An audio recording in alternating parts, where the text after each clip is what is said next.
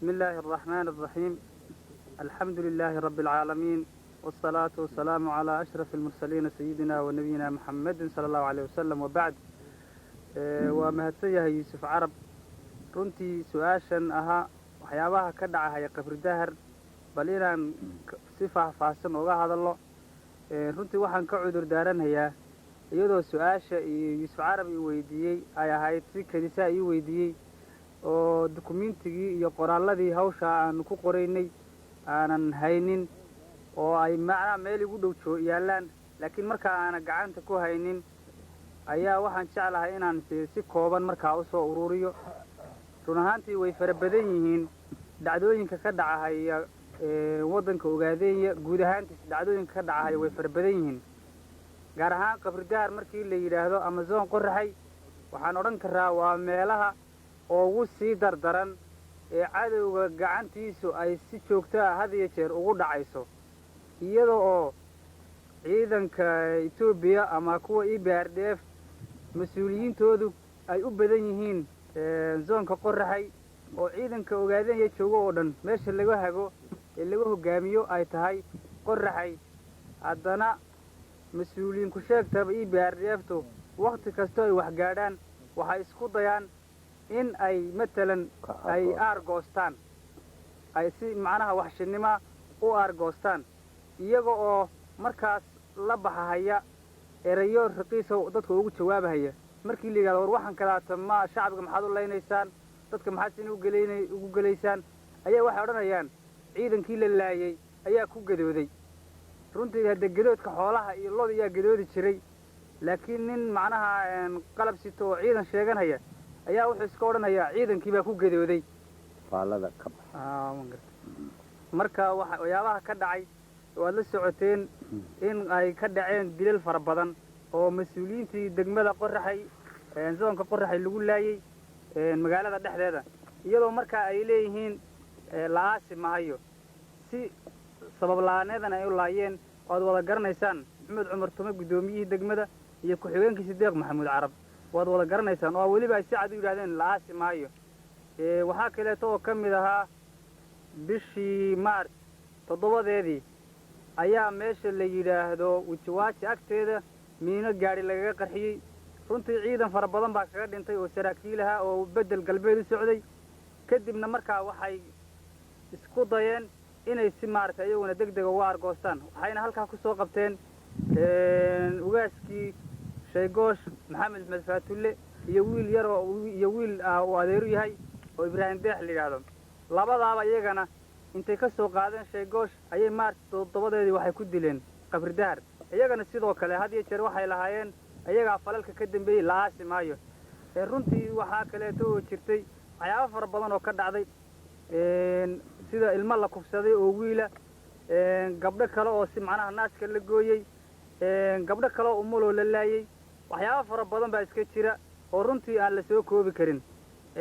aad iyo aadna naxdin u lahaa. markaa runtii waqtiyaalka ay kala dhacdhaceen waanu dhammaystiri doonaa. waqtiyaalka ay taariikhdaasi kala dhacdhaceen dadkaasi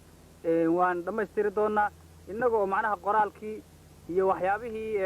dukumiintigii aanu ka qoray iyo waqtigii dhacahayay iyo siduu u dhacay iyo wax walba innagoo idin qeexi doona dib ayaan ka dhammaystiri doonaa. laakiin waxyaabaha hadda ka dhacahaya wax weli aynu horay u aragnay ma aha. marka waqtigeeda ayaan haddii insha allahu tacaala idin dhammaystiri doonaa, annagoo si macnaha qoraala oo faahfaahsan u akrin doonaa ayaa dhegeysan doontaan. bilaahi cabdullaahi guud cadde oo ka tir cabdullaahi ku soo dhowow, waxna nooga sheeg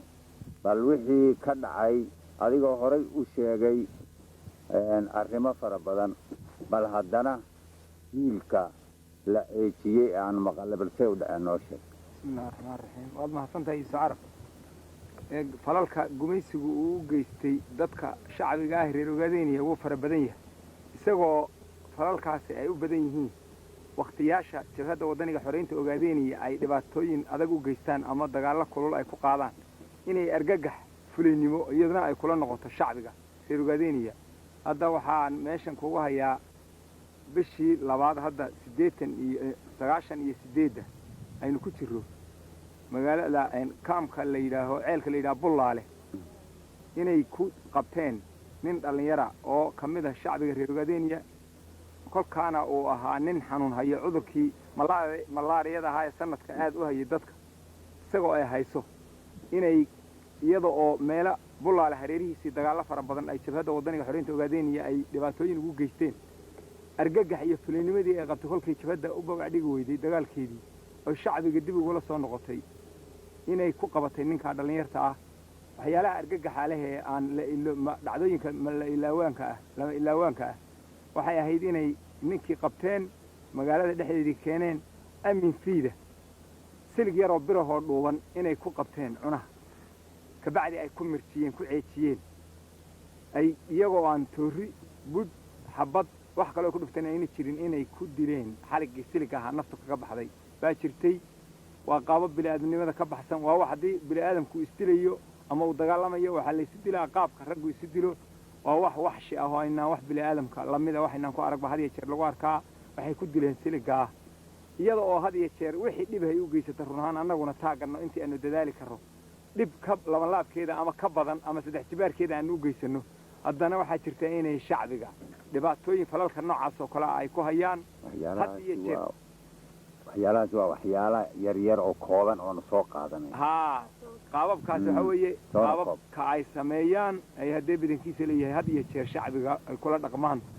kolkaa waxaa weeye way fara badan tahay dhacdooyinku meelo kala gedisan had iyo jeer waddanka reer ogaadeniya meel kasta oo ay degan yahay reer ogaadeniya saasay u dhacdaa haddana waxaan ku barnaamijka kaga baxayaa qaybtaa iminka ah intaa assalaamu calaykum waraxmatullaahi wabarakaatuh